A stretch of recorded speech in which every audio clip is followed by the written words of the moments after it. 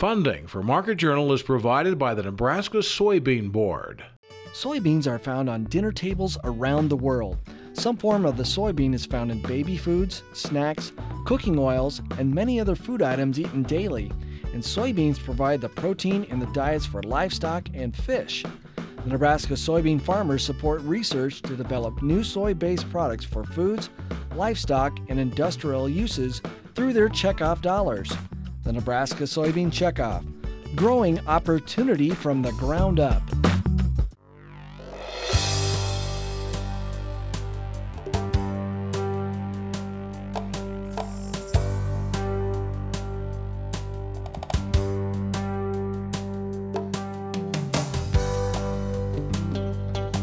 Market Journal, television for making agricultural business decisions, is a presentation of the University of Nebraska-Lincoln Extension, where you can know how, know now. Promotional support is provided by the Nebraska Farmer Magazine, and major funding for Market Journal is provided by the Nebraska Soybean Board. The Soybean Checkoff, growing opportunity from the ground up. Welcome to this week's edition of Market Journal. I'm Jeff Wilkerson. This week, Shane Ellis from Iowa State is our livestock marketing analyst. We'll talk about insect problems in soybeans with Bob Wright. Dennis Conley discusses dry Distillers Grains exports to China. Tamara Jackson looks at southern rust and will outline options for this year's dry crop with Jim Specht and Bruce Anderson. On Thursday morning, we talked with Iowa State Extension livestock economist Shane Ellis. It was a big day for grain markets, one in which September corn reached above $8 a bushel and September beans surged above 17. While the current drought will impact supplies in the future, we started by asking how the rise in grain markets would affect livestock producers. Well, I think it's going to continue to put a pretty tight pinch on our producers, and it's just keeps getting tighter and tighter. For the foreseeable future with this crop, there may not be a way to get away from the high price cost of feed. That growing season's getting pretty tight. And so if we're looking for any alleviation in those feed prices, it probably won't happen in any time soon. We'll expect that pinch to continue to hold down on those producers all the way through this year, keep things pretty tight for them and keep profitability a bit on the elusive side. Right, with that sort of negative gloom over it, what advice can you give to producers who have to use this as a feed source? Well, sometimes the best thing you can do is try to still control those costs as much as you can. Not always will there be a profit to be locked in ahead of time, and in this situation it depends on how much risk you're able to handle and also looking at those margins. For some of our producers, there may be an opportunity where they can lock in something perhaps close to break even if they're using alternative feed sources, but it takes some careful planning and to lock those sort of prices in. I think that a lot of our producers are in a situation where they may not see a return to black ink for some time unless they've already had some things locked in ahead of time. It's one of those situations of, is it going to get worse? It possibly could. Is it going to get better? Not a lot of people are expecting that right now, just looking at the current conditions. In February, we talked in West Point, and we had looked at the summer outlook, and we knew that cattle supplies were going to be tight. With the drought we're seeing right now, what does that do to supplies for the foreseeable future? It'll be kind of an interesting effect that we'll see in the end on our feeder cattle supplies.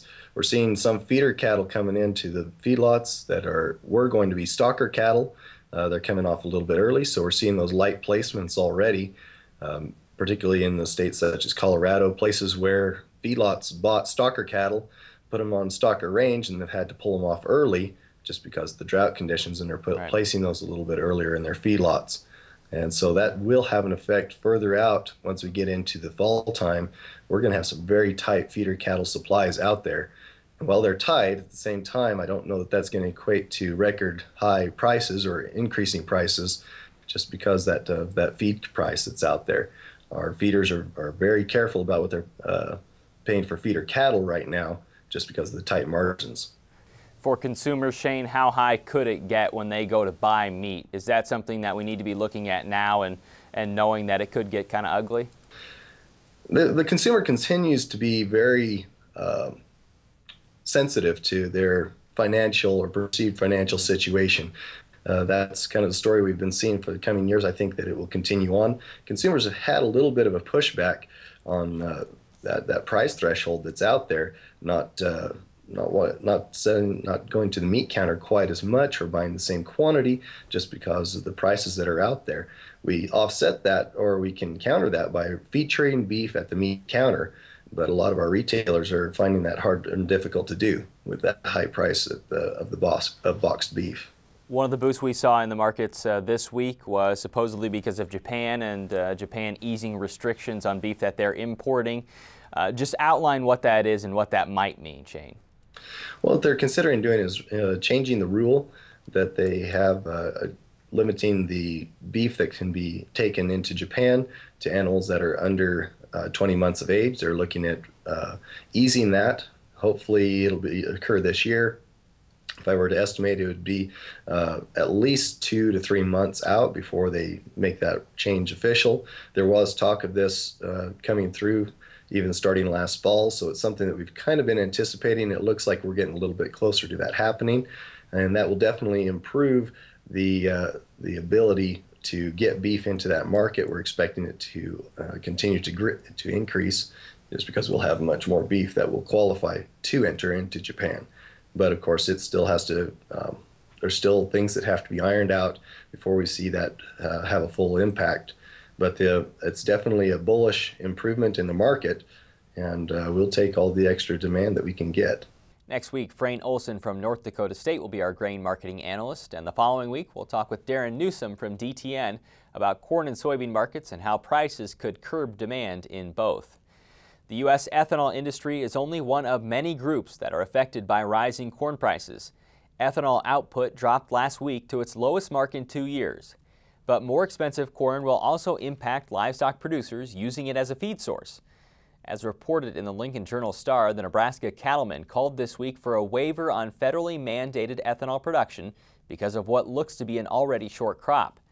The Nebraska Ethanol Board told the Journal-Star pitting one side against the other was counterproductive. Later in the week, Secretary of Agriculture Tom Vilsack said there was no immediate need for a reduction in ethanol production due to the already high volume in storage. While corn continues to fight dryness in fields across the Midwest, Jim Specht told us at the ARDC in Meade this week that Nebraska beans are now also approaching a crucial stage for ensuring decent yields. For beans that were planted in the first week of May, we're probably getting close to R3, which is the beginning pod stage for soybeans, a real critical stage in which you can, with every inch of rain, you get 3.5 bushels an acre, and for every inch you don't get, you're going to lose that amount. So with dry land, what's the precipice that we're hanging on? Well, we still got a few more rest of the season going. Generally, soybeans will still be yield good if we start getting rains from this point on out, equal to the amount of water that's needed to, to make replace all the water that's transpiring from the leaves. But irrigators are still having a tough time keeping up because bean plants like behind us are evaporating anywhere from 0.3 to 0.4 a day. Can you put that in a context? How much? Okay, that's when we talk about 0.3. An inch of water per acre is 27,000 gallons spread an acre to inch spread over an acre. So a third of an inch here would be 9,000 gallons per acre that are evaporating from these soybean leaves, and that has to be replaced from the roots that are gathering water from the soil. What happens to the plant when it doesn't get the water that it needs as we get into pod fill here? Well, the first thing it would do is probably start flipping. Everybody's familiar with how corn leaves roll, but there's this little pulvinus here on the leaf. If you look at that, you see that starts to flip over. So it starts showing a water. It's very sensitive to water stress, and eventually the leaves look like this. They're showing their undersides, and that reflects away more of the sunshine. And so that keeps them a little bit cooler so they don't evaporate as much. Your soy water site, what benefit can producers get from that depending on what area of the state they're in? For irrigated producers, it works pretty well because we try to predict what your crop is actually transpiring for the day, and we accumulate it during the season so that you'll know what your status is at all times. And soy water has a little table that will yellow the cell when it says, "Hey master, it's time to irrigate your field," that sort of thing. It's just a decision aid tool, but it's free. You just have to go register for it. Just Google soy water, and it's the top thing at the Google page, and it's free to use. And you just plug in 4 pieces of information: where you are, when you planted it, what maturity group you used, and the soil type. All that's only 4 things you need to get started. Then you have to add your irrigation and inches of rain, of course, as they occur. Like we mentioned, there's some time yet, but the drought we're looking at now, is that something that's fairly uncommon over the past 10, 20 years for soybean producers?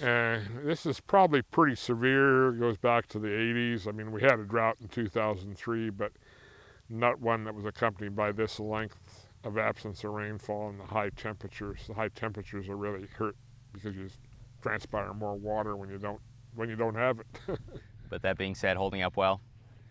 I'd say the soybeans are holding up okay. The later planted ones probably won't hit their critical point for another week or 2, but if we're going to make a soybean yield, we need to have August full of rain. As Jim mentioned, the Soy Water site can be found online at soywater.unl.edu. It's sponsored by the Nebraska Soybean Board, and producers can receive training on using the site at the Soybean Management Field Days in August. Moisture isn't the only concern for soybean producers right now. UNL Extension entomologist Bob Wright says growers should also be on the lookout for insects that are enjoying the current conditions. Spider mites, like the hot, dry weather we're having, we've had some reports earlier in the year. They were in soybeans in southeastern Nebraska, and we're getting some reports there in corn also. So watch probably field borders is often where they start showing up, and you'll see little yellow spots on the undersides of leaves where they feed on the lower part of the plant, and after they feed for a while you can get death of leaves on the lower part of the plant, so watch that. Again, particularly in field borders. The other thing, if you are putting on other pesticides, don't needlessly add an insecticide unless you have some insects. We don't have soybean aphids right now, and this hot, dry weather is not going to favor their development, so it's too early to be treating for soybean aphids. And the problem with that is other insecticides can kill off the natural enemies that help control spider mites, and in the past we've actually seen problems where people used an insecticide in soybeans this time of year, and then in August they had problems with spider mites because they killed off the natural enemies. Stink bugs are starting to show up in crops. They like to feed on plants in the reproductive stages. In soybeans, they like to feed on the developing pods. So watch for stink bugs in your fields with either visual observations or the sweep net. They can damage the developing pods and reduce yield if they're abundant enough. So watch those now. This is the time when they can start building up in soybeans and may need to be treated. For insecticidal options on treating these insects, you can visit the Crop Watch website. We mentioned the current state of ethanol earlier in the show. Now we look at dry distillers grains, one of its co-products. On a balcony overlooking Shanghai, we talked with UNL Ag Economics professor Dennis Conley about how China has become a big importer of U.S. DDGs. Well, China, I think most people understand, is interested as their incomes go up, their demand for protein is going up. This is true in many countries of the world, and it's happening now in China. We all know their incomes are going up. And so, as they want to produce more protein, more animal protein, they need the feed to go with that. And what we've discovered is that they've become a major importer of distillers grains, dry distillers grains from the United States in the last couple of years. Now the projections show one of 2 things. Either that number goes way up or it levels off. Why are there 2 differences there? If we just take the current numbers like 2010, we're talking somewhere in the 350 million, 325, 350 million bushel range. If we project out the trend, though, that we've seen over the last 20 years, that number projects to more than double of that, like say to 750 million bushels. So there's 2 scenarios. There's sort of the status quo scenario, and then there's the high import or exports from the U.S. scenario. This would stand to reason that China is a country that produces a lot of corn. They're also a country that needs a lot of DDGs. Why wouldn't they build their own facilities to make it? Someday they probably will. The story that we hear about China, though, is that yes, they do grow a lot of corn. The problem is they don't have the infrastructure to get it from where they produce it to where they need it for consumption. And it's logistically easier, in many cases even less expensive, to import it from other countries like the United States. Let's talk about what goes into that, especially from the U.S. side. The appreciation of the dollar right now, it's fairly devalued when we talk about exporting to China. What would happen if the dollar did appreciate? Yeah, the dollar has been depreciating over a number of years here, which makes imports to China less expensive. Creates an incentive for them to buy corn and distillers grains. But if that reversed, if the dollar began to appreciate in value, then those imports would become more expensive and our exports from the U.S. would be less. How does U.S. ethanol industry play into this? This is an industry that's obviously changing with the expiration of the blender's credits starting in January of 2012. So how does that play into what we could see in the DDG front? What's happened in the U.S. ethanol industry is that, historically, 2005-06, it was ethanol that everybody wanted and was using in the blend with motor gasoline supplied. More recently, though, with the adoption of distillers grains and the feed grain livestock economy in the U.S., there's also now demand for that co-product, which is helping support the ethanol industry in the U.S. The unexpected thing was that in the last 3 or 4 years, the exports of dried distillers grains has grown very dramatically, those countries being China, Mexico, and Canada. If, like we said, there are two possibilities here. It levels off or it goes up when we talk about exports of DDGs to China. If it goes up, what could we see from a price of corn standpoint? If it goes up, let's say just at the extreme, that those exports double to those countries, China, Mexico, and a number of other countries, but let's say those exports double. I don't think we can produce the corn fast enough to be able to supply enough, and so the price of corn will go much higher. We talked about two scenarios. Either exports from the U.S. level off or they go up considerably. If they were to go up, what would that do to the price of corn at home? I think if they go up, say at the extreme, double of what they are today, say in the next 5 years, my guess is that we would not be able to produce corn fast enough in order to offset that increased demand for those distillers grains. The ethanol plants would be producing a lot more distillers grains. They'd be using a lot more corn. Right now I think they use about 40% of the corn that gets produced. Under that scenario, they might be using somewhere around 60% or more of the corn that gets produced. So you can imagine on the supply side what the effects would be on prices of corn in the U.S. We're talking about corn prices now, $6 a bushel. Under that scenario, who knows what it would be. My guess is we could see $8, $9, maybe $10 a bushel. And we bear in mind that we're just talking about China in that scenario. We're not talking about Mexico or the U.S.'s own needs. We're talking about primarily China as the the Asian tiger, if you will, that's consuming this. But the other countries, Mexico, Canada, and a few others would also be major players. We should note that Dennis mentioned $6 corn during the interview.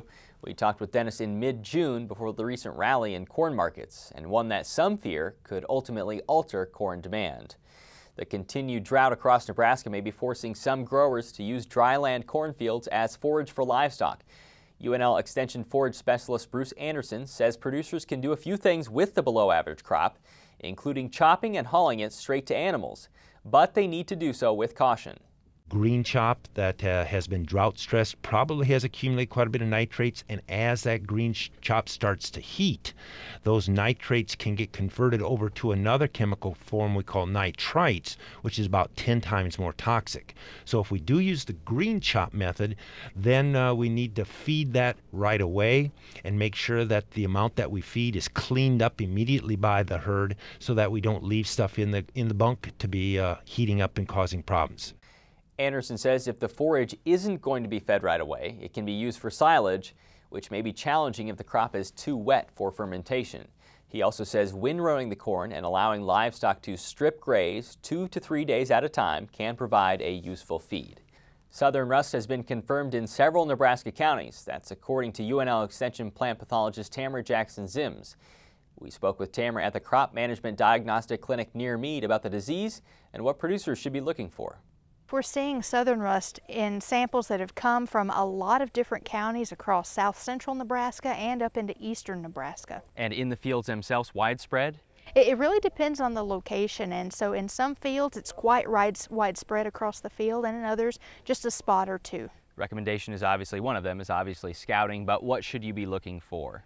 Well, I want to remind people that they need to scout, and especially in those irrigated fields, pivot irrigated fields, because we are adding moisture and creating humidity. And if you're looking for southern rust, look for the orange to tan sporulation, usually on the upper leaf surface. And is that the differentiation between that and the common rust then? That's right. Common rust is a little bit more brick red to brown in color, and spores are produced equally well on both the upper and the lower leaf surface. Now, how does this affect the plant, and so how would it affect yield if it were to really run rampant? Well, as many people will remember, if you have a lot of southern rust infection and a lot of leaf area lost, it can cost a lot of yield. And a lot of that depends on when it comes into an area, and now is a little earlier than we've seen it in the past. So the potential for damage is quite high if it continues to spread. You mentioned it was prevalent in irrigated fields. Why is that? And does it matter on planting date as well? Absolutely. And so this is caused by a fungus, and like most fungi, it needs some moisture or dew for infection to take place. Most of the fields where the disease has been confirmed are pivot irrigated, so keeping that in mind. We haven't seen as much dew in Nebraska lately, but dew and other moisture is certainly going to exacerbate the disease. So if you think you have it, what can you do for confirmation? Well, I recommend, if you're not sure about the identity of this disease or anything else, submit a sample to the UNL Plant and Pest Diagnostic Clinic for accurate confirmation, especially before making any application decisions. Let's talk about those application decisions. What are they?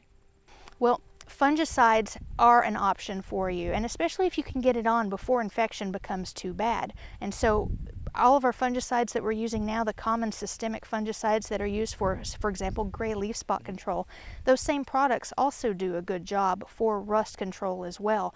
But we recommend scouting and making sure you're comfortable and familiar with what's going on in those fields before making that call. And obviously each producer probably has their own decision to make with the way that this corn crop is going to be this year. That's right, absolutely. One of the things, does weather affect it, temperature at all? Does it increase the spread? Absolutely. So a lot of people know that the optimal temperatures are in the 80s for southern rust. Well, obviously our daytime temperatures lately have been much higher than that. It's the nighttime temperatures, though, that are critical right now, because when our temperatures maintain and stay in the upper 70s or lower 80s, that's actually perfect for this disease.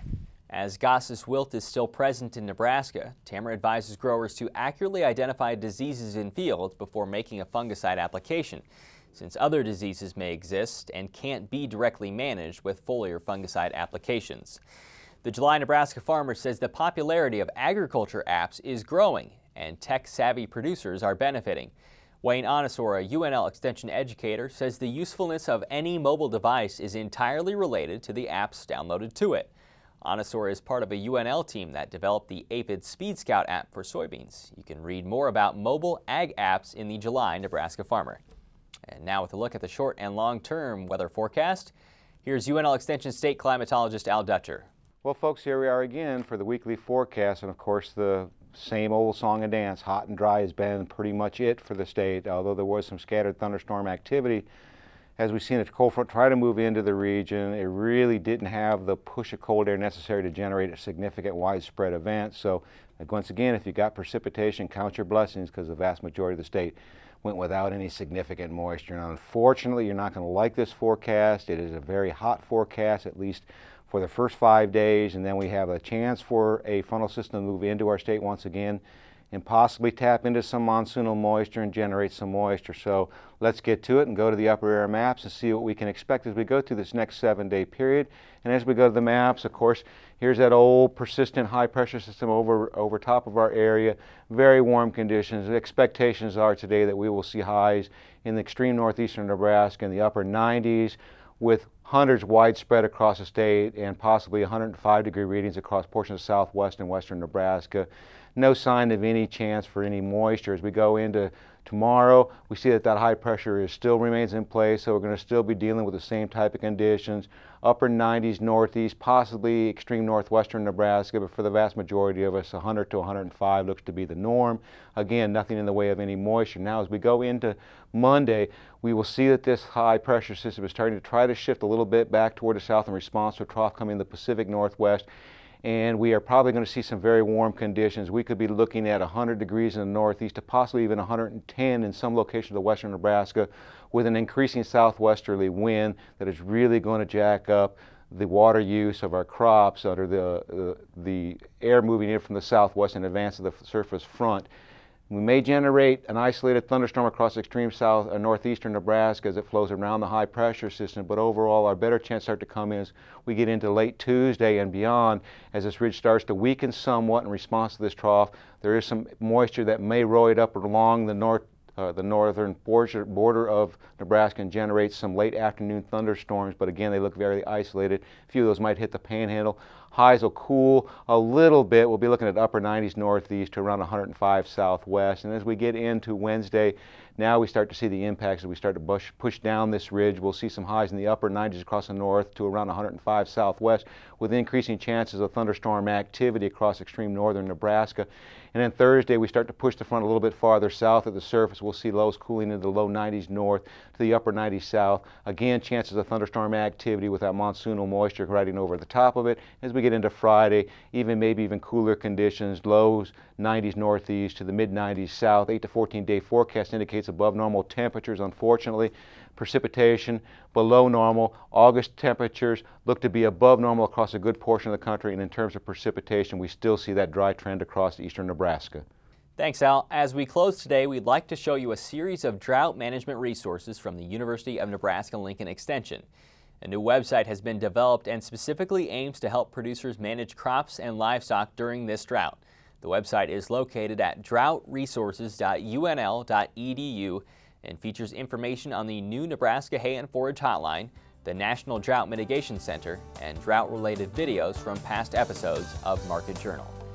Next week, Frayne Olson joins us to look at grain markets and will report on a recent partnership between UNL's Institute of Agriculture and Natural Resources and China's State Administration of Grain.